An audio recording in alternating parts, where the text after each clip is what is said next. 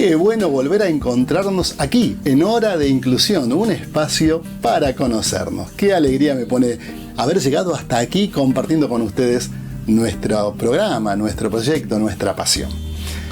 En el día de hoy, ¿sabías cuáles son los pasos para obtener el certificado médico obligatorio? En ¿Sabías qué? Te lo vamos a contar. Tokio 2020 más 1.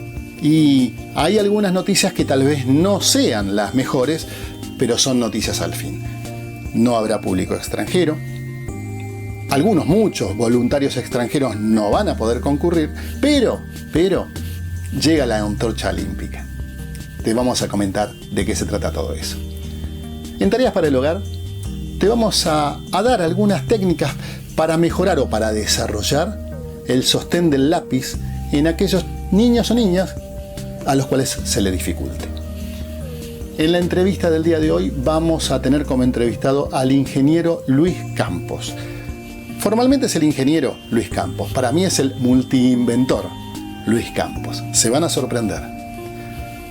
Y en el video de la semana, hoy vamos a compartir un video de la Fundación 11 de España, con el objetivo de concientizar y de estimular a las personas que tienen discapacidad auditiva. ¿Comenzamos? ¡Vamos! Hora de Inclusión, un espacio para conocernos. Compartiremos entrevistas a profesionales médicos, terapeutas, familias y pacientes. Además, conoceremos algunas historias de vida, hablaremos acerca de temas inherentes a diferentes discapacidades y disfrutaremos del video de la semana, entre otras propuestas. Hora de Inclusión, nuestro espacio para compartir. ¿Sabías qué? ¿Sabías cuáles son los pasos para obtener el certificado médico obligatorio? Bueno, ya lo leíste, ya te lo dije yo, vamos a por esa información.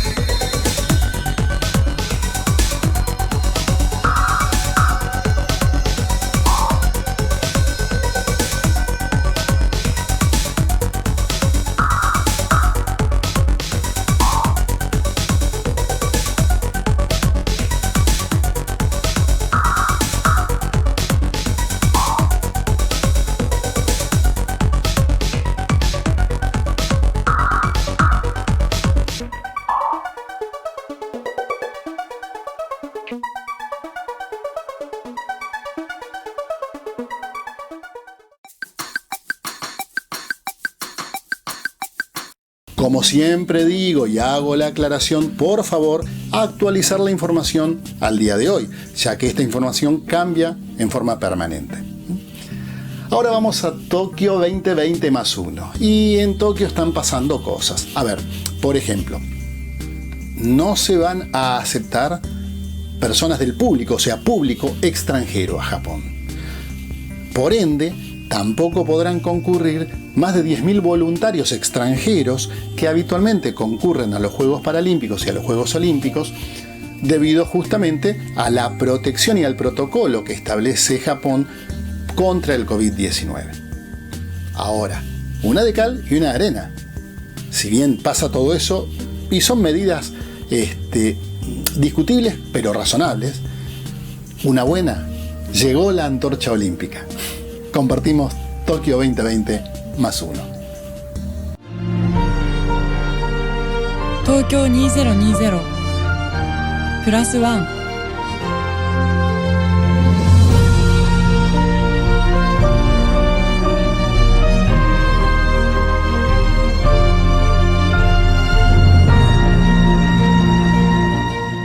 Los organizadores de los Juegos Olímpicos y Paralímpicos de Tokio 2020 anunciaron este sábado que el evento se desarrollará sin la presencia de espectadores de fuera de Japón, como medida para contener la propagación de la pandemia de COVID-19.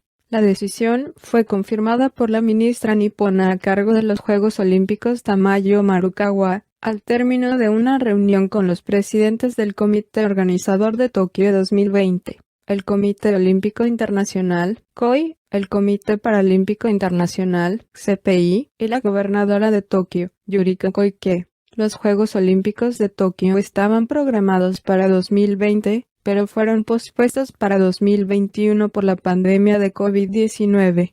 La fecha en que comenzarían sería el próximo 23 de julio y se extenderían hasta el 8 de agosto.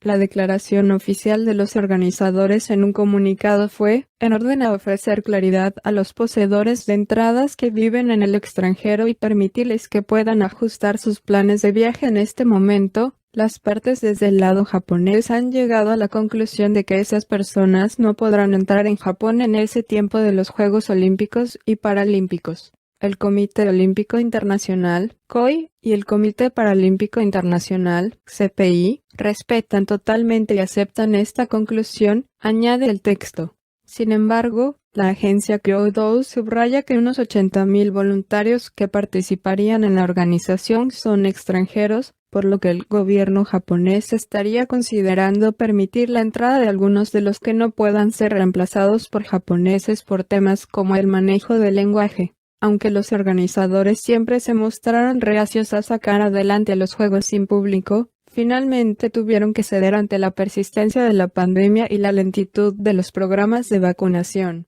Cerca de 10.000 voluntarios de los 80.000 inscritos para los Juegos Olímpicos y Paralímpicos de Tokio han retirado su participación de los eventos programados a falta de menos de 50 días para que dé comienzo la cita estival.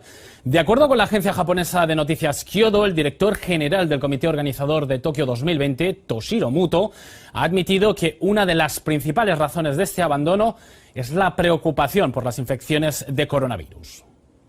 Muto también prometió que el registro de los voluntarios no afectará a la operación de los Juegos. Un total de 80.000 voluntarios fueron seleccionados de aproximadamente 200.000 candidatos de todo el mundo. Un total de 64% de ellos son ciudadanos japoneses y los nacionales extranjeros representan cerca del 10%. Muto dijo previamente que los voluntarios extranjeros no podrán participar en los Juegos como una medida contra la pandemia de COVID-19. Añadió que solamente aquellos con habilidades especiales necesarias para lograr unos Juegos exitosos podrán retener sus posiciones y entrar a Japón bajo reglas especiales de entrada. La excepción podría aplicar para 500 voluntarios aproximadamente, quienes serán seleccionados de entre 2.000 personas viviendo en el extranjero.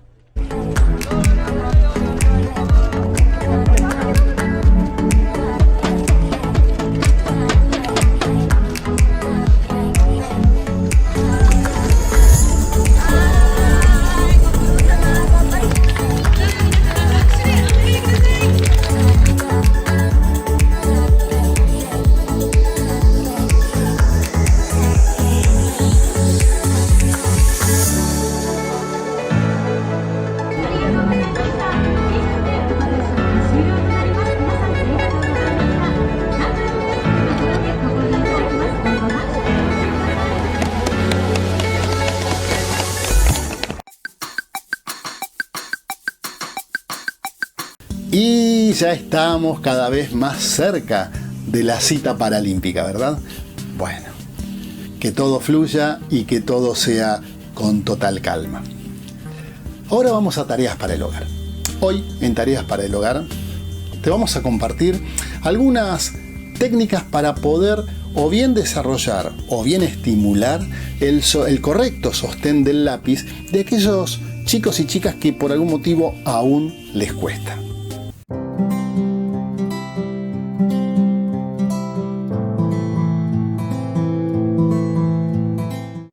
Bueno, hoy les presentaré una solución para ayudar a coger el lápiz bien a personas que se les dificulte pues coger el lápiz, que lo cojan de otra forma. Entonces, hay una versión comercial de esto, esta es la versión casera bajo costo, muy sencillo.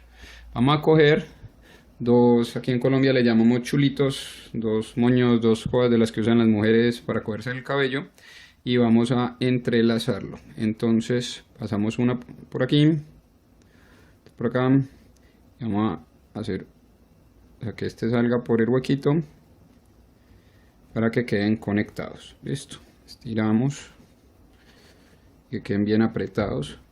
Listo, ahora ya tenemos esto. Uno es el que, bueno, el tamaño de esto depende también del tamaño de la mano del niño, la niña o el adulto pues que lo vaya a usar. Entonces en este caso pues mi mano es grande para el ejemplo, o sea, con un niño la cara un poco más ajustado. Podemos jugar ya con los tamaños de acuerdo pues el tamaño del nudo, hacer otro nudo y jugar con esto. Bueno, la idea de esto es aquí, queda cogido en la muñeca y aquí me debe sostener el lápiz. Entonces para lo cual debo crear otro nudo en esta parte de arriba para que solamente sea para el lápiz.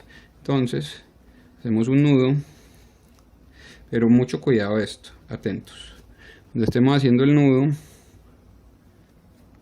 antes de apretarlo, aquí coloquemos el lápiz para que nos quede con la medida justa que realmente vamos a usar. Que no nos quede ni muy grande ni muy pequeño el nudo porque perdemos distancia. O sea, necesitamos que quede largo para que alcance pues a quedar cómodo. Entonces apretamos aquí y ya quedó el nudo específico para esto y lo sostiene bien. Listo. Ahora lo otro que hay que hacer es medir una cuerdita más o menos del tamaño este que acabamos de sacar, del largo de todo esto, una cuerda delgada del color que queramos, en el material que queramos, y dejamos otro espacio para el nudito que vamos a hacer. Es un poquito más larga que esto. Perdón, vuelvo a medir aquí y bueno. Ahora recuerden, todo esto es personalizado de acuerdo al tamaño de la mano del niño, la niña, la persona. Si le queda muy largo, pues ¿qué hacemos? Pues recortamos la cuerdita un poquito, o si está cortico, pues una cuerdita más larga. Listo. Bueno, igual antes de cortar pueden ir haciendo pruebas y ya cuando esté bien ahí ya sí cortan. No quieren hacer doble trabajo. Bueno, y ya quedó bien, pulo aquí un poquito quitando el exceso. Este lo quitamos, hacemos el nudo en este extremo.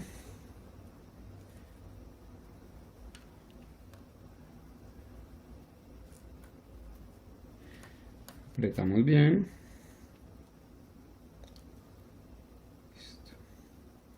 El que venden comercial tiene aquí amarrado no este ganchito y pues no esto acá, sino un delfín. Pues yo había pensado con este soporte para celulares que es un robotcito de Android, lo que le guste, pues para que no sea pues lo que le guste al niño, o sea un juguetico pequeño, algo de apretar, pero digamos que esta versión es muy simple, o sea con accesorios pues para cogerse el cabello. Entonces, ¿cómo funciona esto? Sencillo. Cogemos, pongo esto aquí en la muñeca que queda hacia abajo esta parte, cogemos el lápiz, sostiene aquí. Este aquí me va a estar teniendo atrás bien, pero entonces estos dedos quedan libres. ¿Qué vamos a hacer? Vamos a ocupar esos dedos con esto, o sea que esos dedos aprieten. Listo. Entonces ahí ya podemos sostener el lápiz con el diferente agarre pues, y es una solución realmente muy sencilla, muy económica, muy bajo costo. Cualquiera de ustedes puede usar y vean lo simple que es.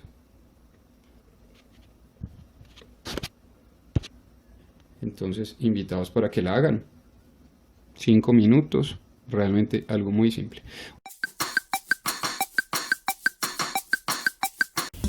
Bien, muy bien. Hay que estimular y hay que tratar de sentir que se puede, ¿sí? Que se pueden mejorar todas esas cosas. Como siempre, por supuesto, estos son solo tips, consejos.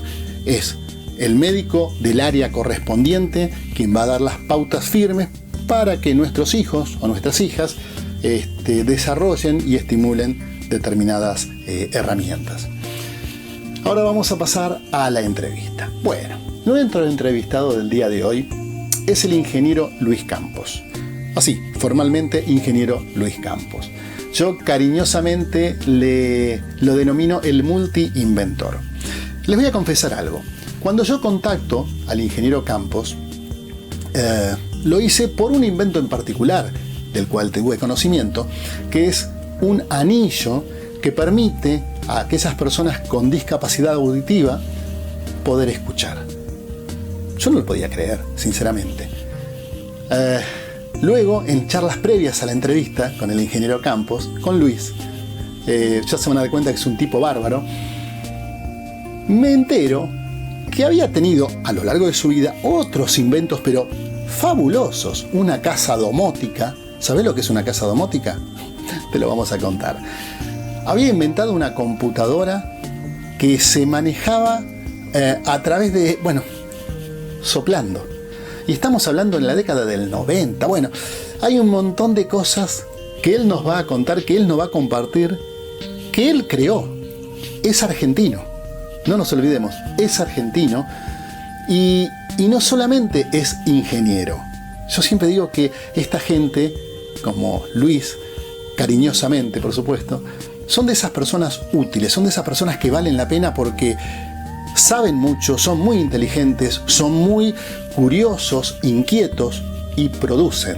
Hablan poco, hacen mucho y lo que hacen, lo hacen muy bien y nos hace bien a todos.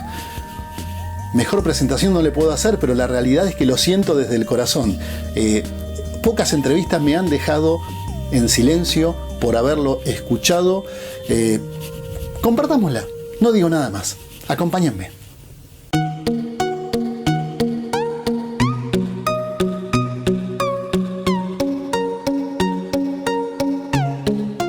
Buenas tardes, Luis, ¿cómo estás? Es un placer tenerte en nuestro programa Hora de Inclusión, un espacio para conocernos. ¿Cómo estás? ¿Qué tal, Marcelo? Bueno, muchas gracias por esta posibilidad de la entrevista. No, es que vale la pena. Mira, te voy a contar una infidencia. Cuando yo te contacté, el objetivo principal mío, se me movió la cámara ahí, perdón, el objetivo principal mío era contactarte por un invento que yo descubrí en el Google, el Cevitac-D, pero después, hurgando un poquito más en información tuya, vi que no es el primero, o sea que hay otros antecedentes de estos, los que yo llamo, y con muchísimo respeto, locos lindos, ¿no? Los que dejan volar la imaginación y dicen, a lo que está preestablecido se le puede oponer otra cosa. Entonces, más que por el Cevitac-D, que lo vamos a dejar para el final porque es lo último, si es que no se te ocurrió algo en las últimas 2 semanas, me gustaría que me hagas algo así como una cronología de las cosas que fuiste inventando desde que tenés memoria. A ver, te dejo hablar y te voy preguntando. Bueno, esta pasión por el descubrir o inventar o hacer cosas, creo que fue siempre, la tuve de chiquito, hacía mis propios juguetes. Ajá. Mis propios juguetes. Siempre veía mucho Telescuela Técnica. ¿Te acordaste de la escuela técnica? Sí, perdón, ahí, ¿qué edad tenés, Luis? Tengo 62. Yo tengo 56, 56, así que estamos 63, ahí. 60, Claro. 63 años. Con el tema de la pandemia se te van quedando los cumpleaños Ahí dando vueltas. Y bueno, y todo lo que yo veía siempre lo hacía. O sea, siempre no me quedaba en solo observar, sino en hacer. Entonces, bueno, hice el industrial, hice primero 3 años del que era orientación mecánica, y después me pasé al de electrónica, el famoso PALA, que Sí, es claro. la NET número 5 de Avellaneda, el famoso PALA. Bueno, y después entré en la Universidad Tecnológica Nacional de Avellaneda para recibirme como ingeniero electrónico. Ajá. Entonces, Perdóname, vos sos de Quilmes, Banfield, no, de Loma. Banfield. De Yo soy de Banfield. Banfield. De Yo Banfield. vivo en Banfield. Ajá. Vivo en la casa que nací. O Mirá, sea, mirá. tuve la oportunidad de tener la casa de lo que fue mi infancia. Linda zona, Banfield, muy linda. Y bueno, acá se crió mi familia, mi señora, mis 2 hijos, Lucas y Ignacio, y mi señora Viviana. Y bueno, en el 86, vos fíjate que para la universidad, como trabajo práctico para la carrera final, hice un fax rotativo. En el En el año año, 82. 82 un era fax rotativo. ¿Qué es eso? ¿Qué era un fax rotativo? Era un cilindro, se parecía, todos me cargaban, el profesor se reía porque parecía la fonora de Edison. Un cilindro donde vos ponías un papel, dibujabas un lápiz, el cilindro empezaba a girar y una lucecita lo iba corriendo, iba barriendo de izquierda a derecha y así copiaba la imagen. Todo con cosas de juguetes, o sea. Pero para esa época era toda una revolución poder copiar una imagen. Y entonces después trabajaba, los primeros 3 años de la universidad trabajé con mi padre en Santa Catalina, en una escuela de Constitución, era ayudante de física y química. Y después un compañero de la universidad me dice, che, ¿no querés entrar a trabajar en computadoras? Imagínate, en el 79 era la NASA. Claro. Y dije, sí. Y entonces ahí empecé a trabajar. Y en el 86, un médico, un ginecólogo, se acerca al departamento de ventas de la empresa y preguntando si había algo para comunicar a una paciente. Era una chica cuadriplégica, sin habla, se llamaba síndrome de cautiverio o síndrome de lock-in. Lock es cerrado en sí mismo. Claro. Porque tenés todas las capacidades motoras y del habla inhibidas, o sea que no podés hacer absolutamente nada, pero tu inteligencia está intacta. O sea que estás atrapada en tu cuerpo. Y no se hablaba nada. En esa época ni de discapacidad se hablaba. Es verdad. Sí, tal cual. Era todo un tema, era muy tabú el tema de la discapacidad en esa época. Y bueno, el departamento de ventas ya de movida le había empezado a decir que no había nada. Aparte, no había computadoras todavía para la oficina, para el hogar. Ni siquiera había llegado la 86, la primer PC. La Commodore. 86. Bueno, las Commodore fueron las hogareñas que después salieron, pero la 86, que fue la PC de IBM, la primera PC claro. costaba $55.000, $60.000. Sí, además me imagino unos armatostes inmensos. Claro, una pantalla verde, ¿no? O blanco y negro, después fue verde. Y bueno, yo tenía, por un viaje que había ido a los Estados Unidos, una Tandy que se llamaba, que se conectaba al televisor. Y los programas que eran basic, lo guardabas en un cassette de audio. Entonces vos pasabas el cassette de audio y era cómico porque terminabas de hacer el programa, lo tenías que guardar y entonces hacía ruido como y de repente te daba error Tenías que volver a rebobinar el cassette, volver a grabar, era todo un tema. Pero bueno, Ahora, a ver, lo que vos recién me estabas comentando, yo leí una frase por ahí y creo que va por este lado, ¿no? La frase dice algo así como, dame un movimiento voluntario y te comunicaré con el mundo. comunicaré con el mundo. ¿No? Porque en función de esta chica, que cuando la conocí no hacía absolutamente nada, solo parpadear, yo dije, bueno, como yo reparaba computadoras y todo eso, las unidades de cinta tienen un sensor que permite captar el vacío, la presión de aire negativo o la presión de aire positivo. Según Ajá. como vos pongas una manguerita, si lo ponés de un lado, aspirás, se cierra el contacto. Y si lo ponés del otro lado y soplás, también se cierra el contacto. Entonces dije, bueno, todo el mundo puede aspirar y soplar. Entonces cuando yo fui a verla, ¿cómo sabía que ella iba a aspirar o soplar? Le había puesto lo que se llama un buzzer. Entonces cada vez que vos tocás hace pi, una chicharra.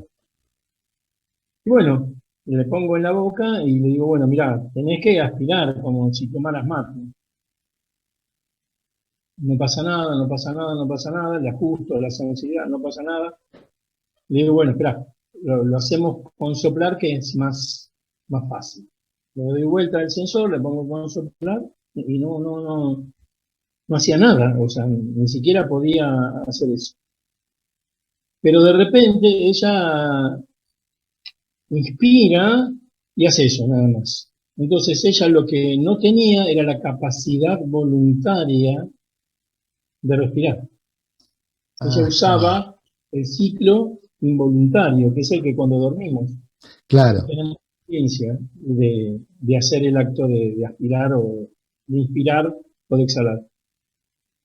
Entonces digo, uy, bueno, cuando me vi que no podía hacer nada, dije, bueno, acá, digo, bueno, no te preocupes, me habré equivocado en algo. Entonces, claro, cuando guardo la manguerita de pecera, se fue estrangulando y aumentó la presión de aire y sonó la chicharra. Y ahí se me ocurrió decir, bueno, si encierro el aire, dejo encerrado el aire sin poder escaparse, cada vez que vos apretás con los dedos la manguerita, es como si estuvieras soplando. Ajá. Entonces lo hice así, le digo, bueno, a ver, probá de morder, aunque sea, a ver, hace esto en forma voluntaria, o sea, frente a la orden, porque todo tiene que ser frente a una orden. Y resulta ser que se lo pongo en la boca y al ratito le muerde, suena la chicharrita, y a partir de ahí diseñé el primer programa de comunicación para cuadripléjicos, en el año 86. Ese es el que por ahí leí llamado Lucam. Claro que mi hijo había nacido en el 85, entonces en homenaje le había puesto el nombre, las siglas de él.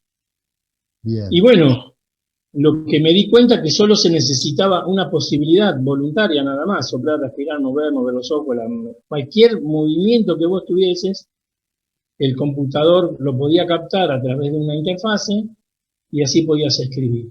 Lo que hice en esa época fue el primer teclado virtual en pantalla, o sea, había un teclado en la pantalla donde las letras aparecían y cuando era la que a vos te interesaba, mordías y así escribías. O sea, a ver, permitime tratar de entenderlo. Había un teclado en la pantalla, me imagino, es lo que te pregunto, para ir definiendo la tecla que querías, iba salteando con alguna lucecita Claro, o algo. hacía un ciclo, la máquina hacía un ciclo que se llama scanning o barrido, Ajá. empezaba por las vocales, si no querías las vocales, o sea, te marcaba las vocales, si no querías las vocales, no mordías. Correcto. Eliminaba el grupo 1, que era la B, la C, la D, la F y la G, si no lo querés, no lo tomás. Después la H, la M, la N, la M, y así. Hasta que la lucecita caía en la letra que vos Claro, querías, vos y ahí después, mordía. claro, entonces si te marcaba vocal, vos mordías, y aparecía la A, la E, la I, la O, y vos marcabas ahí. Entonces uno dice, pero es muy lento. No te creas, tardan, el barrido normal son entre carácter y carácter unos 400 milisegundos, o sea, hace tup, tup, tup, tup, tup, tup, va pasando rapidísimo. Además, Y después perdóname Luis, me pongo en el lugar del paciente, de los familiares. ¡Qué lento! Me estoy comunicando. O sea, ninguna claro. lentitud. O sea, a partir de ahí el tiempo no existe, Claro. porque vos tenés que adaptarte a ese tiempo. Y entonces, imagínate, yo la conocí 2 años después del accidente, cuando le llevo el programa, estábamos todos en expectativa que iba a escribir por primera vez después del encierro del programa, tuve una expectativa y resulta que, bueno, uno esperaba un gracias, una cosa así, ¿no es cierto? Es decir, Sí. y no, fue muy violento porque a mí me dice, ¿quién carajo sos? No sos nada mío. No sos nada mío porque todos me dejaron sola. Claro, era una bronca contenida. ¿Por qué quién soy? Porque todos los demás se fueron y nadie le ayudó en nada. Hasta el esposo se había ido. Entonces, ahí se quiebra ella, empieza a llorar y después, sí, dice, no existen palabras que sienta para decirte lo que me hiciste. Me abriste una esperanza, gracias y... Ah. Sí. No, pero claro, a ver, porque yo me pongo en tu lugar. Porque pienso, por un lado está el cerebro, el que piensa, el ingeniero y el que diagrama, proyecta. Por otro lado está el humano, el ser humano, el que siente, el que tiene la expectativa, el que... yo creo que estas cosas no se hacen esperando un gracias, pero al menos saber que rindió, que fue útil, y no deja de ser un mimito lindo, Claro. Bueno, gracias a vos, mirá lo que estoy haciendo. Y que de repente Claro. lo que vos me contás, que te diga, ¿quién carajo sos? Yo me quedé duro. No me esperaba para nada ese final. Imagínate cuando las letras iban apareciendo de a una para formar la palabra. Yo no lo podía creer lo que estaba formando. Y bueno, y a partir de ahí su vida cambió. Claro. El hecho de poder comunicarse, volvió a tener su rol de madre con sus hijos. El más chiquito, cuando lo veía, me decía cómo desconecto a mamá porque me llena de deberes. Qué lindo. Claro, porque mamá ahora me hacía deberes en la compu. Bueno, pero esos detalles, esos pequeños, grandes detalles, son los que te van marcando que de a poco la vida normal se iba apoderando de ella, ¿no? Y está bueno. Claro, sí, sí. Y otra, entonces, bueno, iba pasando el tiempo, yo iba modificando el programa, entonces en un momento le pongo alarma para dolor, para ir al baño, y la madre me dice, mirá, no le pongas ir al baño porque ella no va al baño. Ella usa pañales. Claro. Entonces le digo, bueno, mirá, déjalo, ya está, la opción ya está. Y la sorpresa fue como a las 2 horas de estar charlando con la madre, se activa la alarma y aparece ir al baño. Entonces la madre sorprendida le dice, ¿pero qué? Mirá, que hay que levantarte con una grúa, hay que sacarte, hay que llevarte, hay que hacer un montón de cosas segura, y la alarma no paraba, no paraba. Y resulta que fue perfectamente. Entonces no era que no controlaba, era que nadie le entendía cuando quería hablar. Ahora, Entonces, ¿vos sos consciente, Luis, de cómo le cambiaste la vida a esa persona claramente? Fíjate lo que estamos hablando, ¿no? Nadie la entendía cuando en realidad ella sentía una necesidad. ¿Y cómo le cambiaste la vida a la familia? Y te digo que tengo en mi carga el haber cambiado la vida a cientos de personas. Ahora, ese fue Lucam, ¿no? O eso claro. fue Lucam. Entonces, a partir de ahí, ella toma su vida, ¿no es cierto? Y cada 10 años nos sacábamos una foto. Y ahora está en Córdoba, ella se mueve, habla muy bajito, o sea, tiene otra calidad de vida. Y ella siempre me dijo, si la vida no nos hubiéramos cruzado, yo creo que hoy no estaba acá. Sí, sí, porque juega mucho tu calidad de vida, tu bienestar, tu psiquis. O sea, no es fácil. Si no estás muy fuerte en esto, te liquidás, te autoliquidás. Y también vos, porque vuelvo al tema. A ver, vos ya me lo estás contando con el producto terminado, pero todas Claro. las que deben haber pasado, todos los hechos que deben haber sucedido, en lo previo, en lo analítico, en lo preparativo, en las pruebas de error, en la cantidad de cosas que vas cocinando, lo digo en términos vulgares, que vas cocinando hasta que termina siendo el producto final. Seguramente hay un montón de situaciones que decís, la pucha, no doy en el clavo, o no estoy acertando, Bueno, ¿no? que fue la primera prueba. Claro. O sea, yo el dispositivo lo había pensado cuando el médico me hablaba, yo ya tenía el dispositivo. O sea, me iba hablando y mi mente ya estaba pensando en cómo ayudarla mientras él me hablaba. Claro. Y así fue, a la tarde yo me fui, o sea, agarré el sensor del laboratorio de la empresa y me fui a la casa. Y el programa lo hice en una semana después. Cuando vi que tenía esa posibilidad, en una semana lo hice. Y bueno, y después... Permitime preguntarte algo más de Lucam y cerramos Lucam. ¿Actualmente está vigente? Sí, es la versión más moderna. Ajá. Con eso, la mayoría de los pacientes con ELA, con parálisis cerebral, se comunican usando ese teclado virtual. Qué bueno, qué bueno, qué bueno. Y después, bueno, después con una mamá de un centro de parálisis cerebral que funcionaba en Palermo, Uh-huh. armamos el CAMAC, que fue el Centro Argentino de Medios Alternativos de Comunicación, Ajá. que fue el primer centro de Latinoamérica en el desarrollo de tecnologías adaptadas, en 1991. Uf, Funcionaba un ahí futurista. también en Uriarte, en la calle Uriarte, en Palermo, Sí. y bueno, y ahí empecé a relacionarme con el tema de la discapacidad, pero antes me habían nombrado director en Ramsay de la Dirección Nacional de Rehabilitación. un pabellón, eso fue en el 88, en un pabellón donde se empezaban a hacer experiencias con computadoras para chicos talentosos.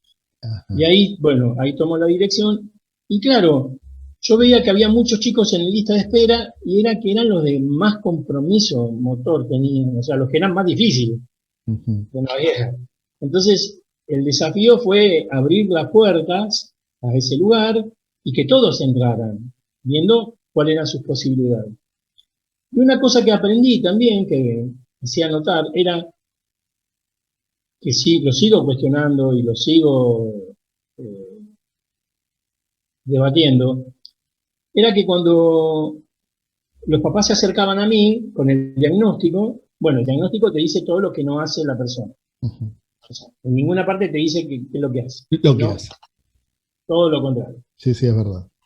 Después muy complejo, en palabras muy complejas, para no describir que un chico se come las letras.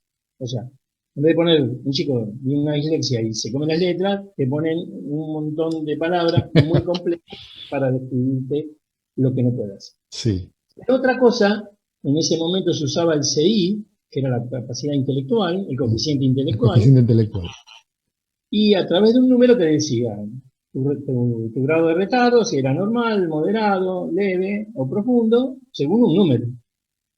Claro, yo veía que los chicos que venían con parálisis cerebral severa, muy severa, el coeficiente intelectual era muy bajo. Yo digo, pero qué cosa, todo. Entonces fui a la Dirección Nacional y le pregunto cómo evaluaban eso. ¿Cómo sé cuál es la capacidad intelectual de un chico con parálisis? Y me dijeron de todo, ¿no? Que cuestione eso. Y digo, pero mire, lo que yo noto que los tests que se toman son de ejecución y locución. O sea, yo te tengo que responder algo, hacer algo, para que vos me evalúes lo que sé. Me decís, Claro. indicame cuál de las 3 imágenes es la correcta. De alguna forma te lo tengo que marcar o te lo tengo que decir. Pasá el lápiz por el laberinto.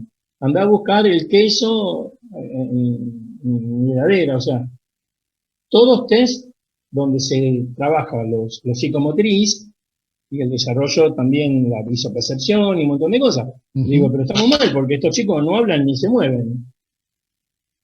Y ahí dijeron, bueno, no, lo que pasa es que le hacemos preguntas, pero las preguntas son muy subjetivas, Claro.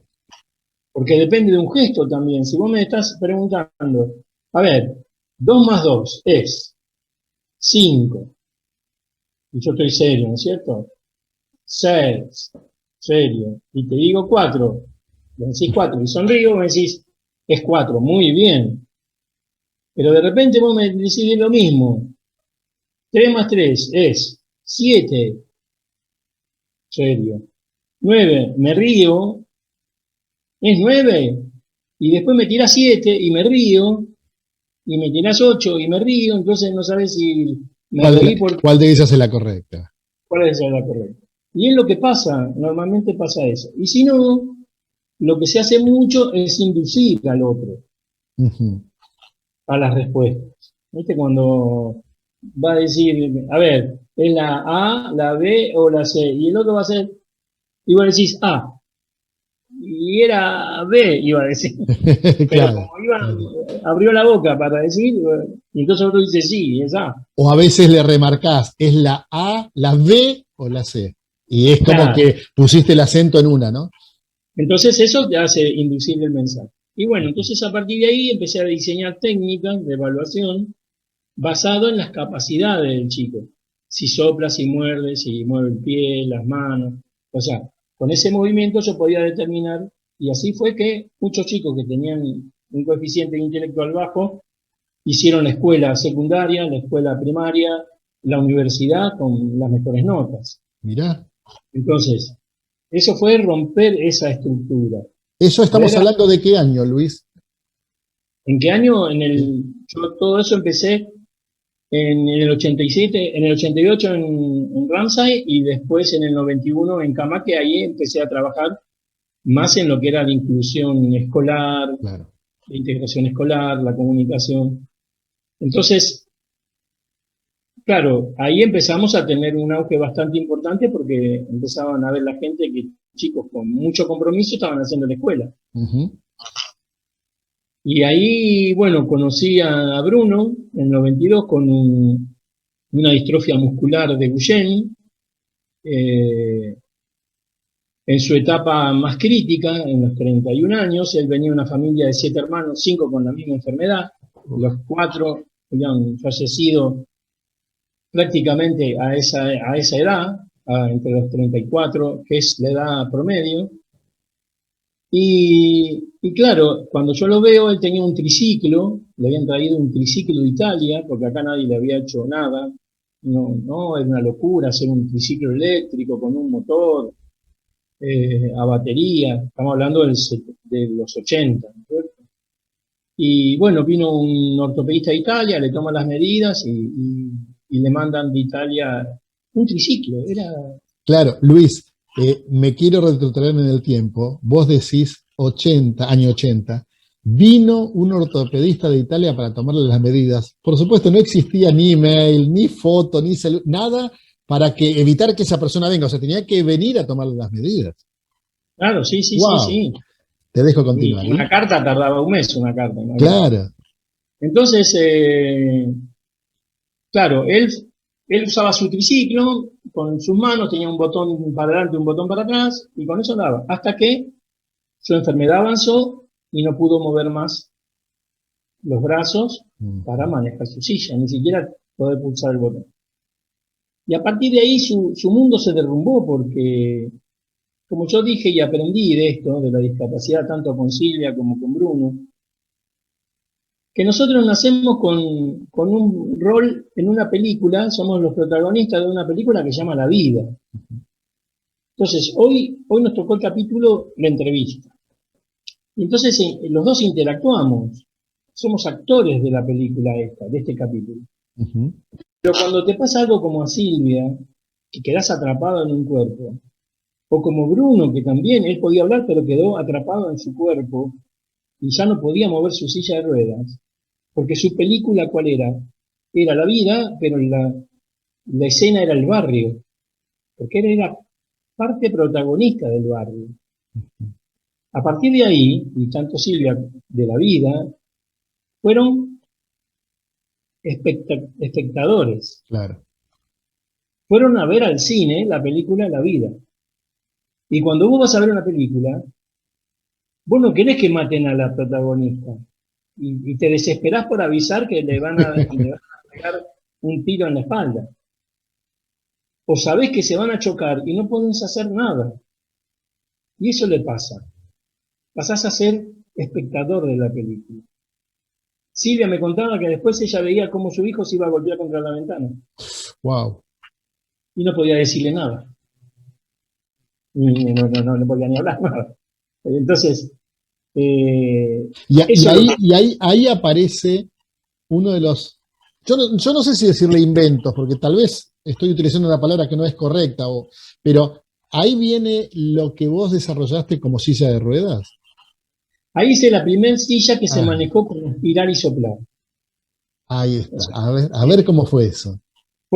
Entonces, claro, el día que lo voy a ver a Bruno, claro, no hacía nada, no podía mover nada. Y imagínate la afección que él tenía muscular, la distrofia muscular te ataca todos los músculos, Sí. que cuando lo voy a saludar, él está sentado en su silla, lo voy a saludar, le palmeo la espalda y se le cae la cabeza. Ah, wow.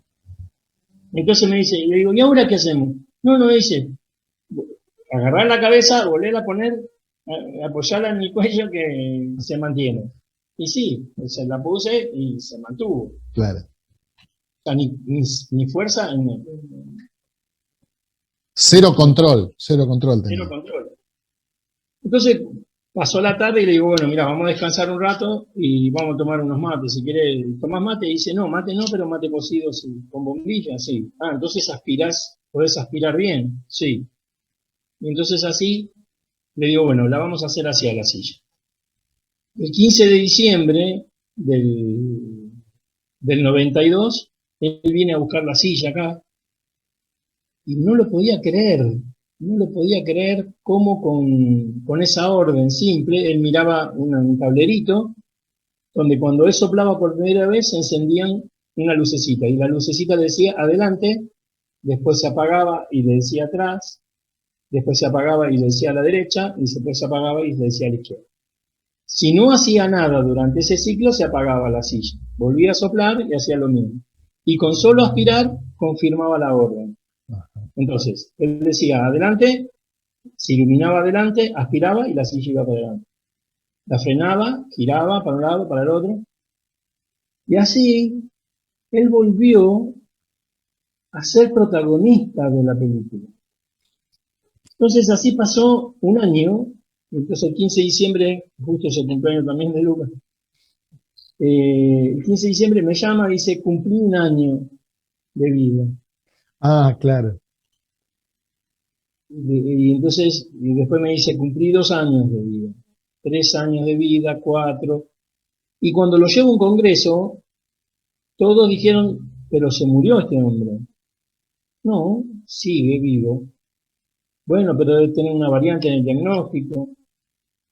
Y Bruno se murió en el 2011, Mirá. 9 años después. Y nada que ver porque se murió de un cáncer en la rodilla. O sea, hubo una mejora en su calidad de vida en todo este periodo de tiempo que estuvo con la silla. Claro. Él mismo lo dijo, vos me devolviste las piernas. Ahora es muy fuerte esto, Luis. A ver, yo recién pareció que te iba a interrumpir y no era eso, me quedé boquiabierto. Esa es la realidad. Porque a ver, yo también tengo un hijo con discapacidad, Nahuel, que tiene síndrome de Cornelia de Lange. Sé lo que se siente y muchas veces la impotencia que uno tiene desde afuera por no poder hacer más. Y pasan estas cosas y la verdad es que te emocionan. Porque... Es que vos sabés que no se tiene mucho en cuenta. El tema de enfocar la comunicación, enfocar el bienestar, la calidad de vida, la autonomía personal, o sea, todos dicen, pero no se cumple, porque vos fíjate que pasaron los años, en el 99 un grupo me llama un amigo del Ministerio de Trabajo que fue Ignacio Ricci, que es un ex jugador de rugby lesionado. Ajá. Él es ahora de la Fundación de Rugbyistas con discapacidad. Y entonces me dice, mirá, hay unos muchachos que quieren ayudar a su amigo, que por un chiste lo tiraron en el agua, en el río Luján, cuando estaban en quinto año, y resulta que debajo del agua había un muelle.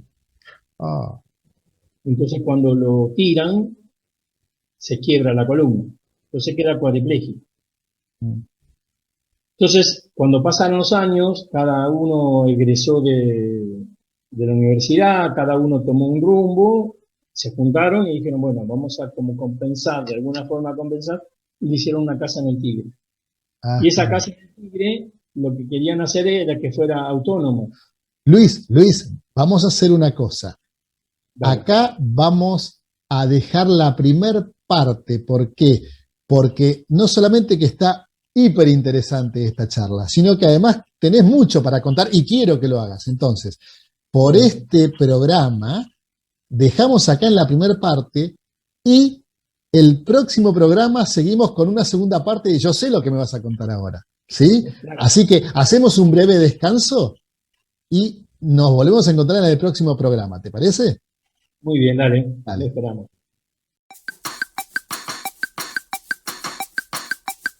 Como les adelanté, la entrevista fue muy jugosa, muy rica y claro, ¿qué pasa en estos casos? La entrevista se extiende y hoy compartimos la primera parte. En el próximo programa podremos compartir la segunda parte, que es tan interesante como esta primera parte. Gracias, Luis, por tu tiempo y por tu sapiencia. Bueno, ahora vamos al video de la semana. El video de hoy es de la Fundación 11 de España, en la cual lo que trata es de concientizar y de estimular acerca de la discapacidad auditiva.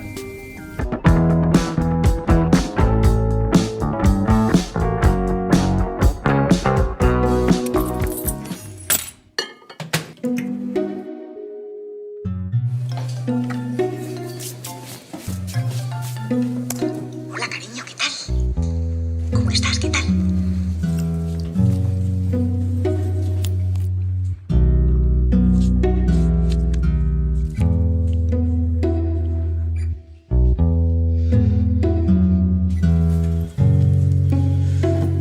¿Pero tú dónde estás?